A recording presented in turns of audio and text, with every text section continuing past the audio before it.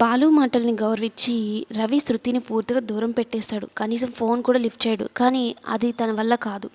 Phone మాట్లాడకుండా, శృతిని చూడకుండా ఉండాలి అంటే తనకు చాలా బాధగా ఉంటుంది. ప్రాణం పోతున్నట్టుగా ఉంటుంది.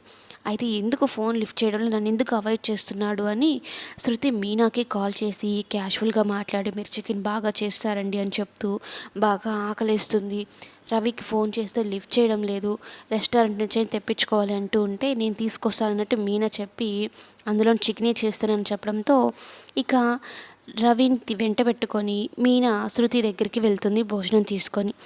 రవి ఏమో వద్దు దినా, నేను ఏదో ఒకటి చెప్తానులే తనకి అని చెప్పినా వినిపించుకోదు. నన్ను అబద్ధం చెప్పమంటావా, నేను తీసుకొస్తాను చెప్పాను రవి అని చెప్పని తీసుకొని వెళ్ళి తనకైతే భోజనం పెడుతూ ఉంటుంది.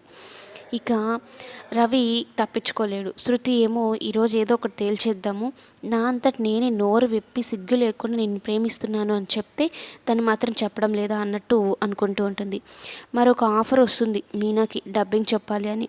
అయితే ఈసారి రివర్స్, భర్త మీద ఉన్న ప్రేమను ఎలా చెప్పాలనేది ఇంతకుముందు క్యారెక్టర్ అయితే ఇప్పుడు ఒక పెద్ద అంటే గొప్పంటి అత్త పేద కోడల్ని ఎలా తిడుతుందో అన్నది క్యారెక్టర్ అనమాట. ఆల్రెడీ మీనా పడుతున్న క్యారెక్టరే కానీ రివర్స్ అనమాట.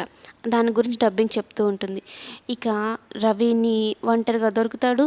శృతి అడగాల్సినవన్నీ అడిగేస్తుంది. ఎందుకు నన్ను ఇలా దూరం పెడుతున్నావు, మన ఫ్యామిలీస్ ఉంటే వాళ్ళు ఈగోస్ పక్కన పెడతారు, మన గురించి మాట్లాడతారు కూర్చొని, అంతే కూర్చొని మాట్లాడుకుంటే సాల్వ్ అయిపోయేదానికి నన్ను ఎందుకు దూరం పెడుతున్నావు, నేనంటే నీకు ఇష్టం లేదా, ఏ ఫీలింగ్ లేదా అంటే రవి తన మనసులో ఉన్న మాటని చెప్పేస్తాడు. నువ్వంటే నాకు చాలా ఫీలింగ్ ఉంది, ప్రేమ ఉంది, ఆ ప్రేమకి ఏ పేరు పెట్టాలో నాకు అర్థం కావడం లేదని తంటూ ఉంటే ఇంక దీన్నే రా ప్రేమ అంటారు, ఐ లవ్ యూ చెప్పు అని ఐ లవ్ యూ చెప్పించుకొని మరి శృతి రవికి దగ్గర అవుతుంది.